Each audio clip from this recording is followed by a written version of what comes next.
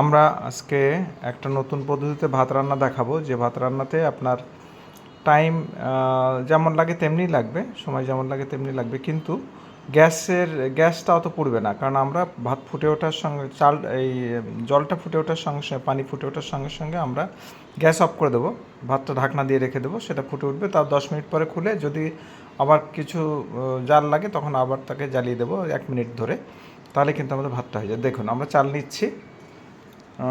নিচ্ছি, দেখুন এইটা আতপ চাল নিয়েছি, এটা আতপ চালের ক্ষেত্রে এটাকে আমরা জল দিয়ে দিচ্ছি।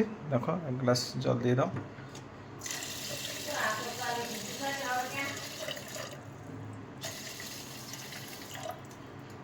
এবার আমরা এটাকে বসিয়ে দিলাম, বসিয়ে আমরা এটা আগুনটা জ্বালিয়ে দেবো, একটু কমিয়ে দেবো যাতে জলটা ফুটে ওঠে। এরকম একটা সময় আমরা ফুটে ওঠা পর্যন্ত আপনাদের দেখাচ্ছি। ফুটে ওঠার টাইমটা আপনাদের 1 মিনিট থেকে 2 মিনিট লাগে, সেটা আমরা দেখাচ্ছি। একটু করে পজ করে রাখছি, এটা থালা দিয়ে ঢেকে রাখছি, কারণ এলে গরমটা বেরিয়ে যাচ্ছে। এটা আমরা থালাটা কিন্তু উপর করে দেব, অথবা অন্য কোনো ঢাকনা যদি আমাদের থাকে, যাতে এর ভেতর থেকে আপনার বাষ্পটা না বেরিয়ে চলে যায়।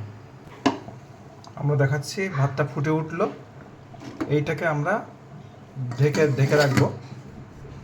এবার আমরা কিন্তু 1 থেকে 1.5 মিনিট হয়েছে আমাদের, আমরা এটা অফ করে দিচ্ছি। এই দেখুন আমরা অফ করে দিলাম, আর 10 মিনিট পরে খুলব ফুটে উঠতে দিয়েই, ব্যাস এইটুকু আমাদের কাজ। 10 মিনিট পরে আবার আমরা দেখাচ্ছি। আমরা আজকে একটা নতুন পদ্ধতিতে ভাত রান্না দেখাবো, যে ভাত রান্নাতে আপনার টাইম যেমন লাগে তেমনি লাগবে, সময় যেমন লাগে তেমনি লাগবে, কিন্তু গ্যাসটা অত পুড়বে না। কারণ আমরা ভাত ফুটে ওঠার সঙ্গে জলটা ফুটে ওঠার সঙ্গে সঙ্গে, পানি ফুটে ওঠার সঙ্গে সঙ্গে আমরা গ্যাস অফ করে দেবো, ভাতটা ঢাকনা দিয়ে রেখে দেবো, সেটা ফুটে উঠবে। তার 10 মিনিট পরে খুলে যদি আবার কিছু জাল লাগে তখন আবার তাকে জ্বালিয়ে দেবো 1 মিনিট ধরে, তাহলে কিন্তু আমাদের ভাতটা হয়ে যায়। দেখুন আমরা চাল নিচ্ছি, দেখুন এইটা আতপ চাল নিয়েছি, এটা আতপ চালের ক্ষেত্রে এটাকে আমরা জল দিয়ে দিচ্ছি। দেখো 1 গ্লাস জল দিয়ে দাও।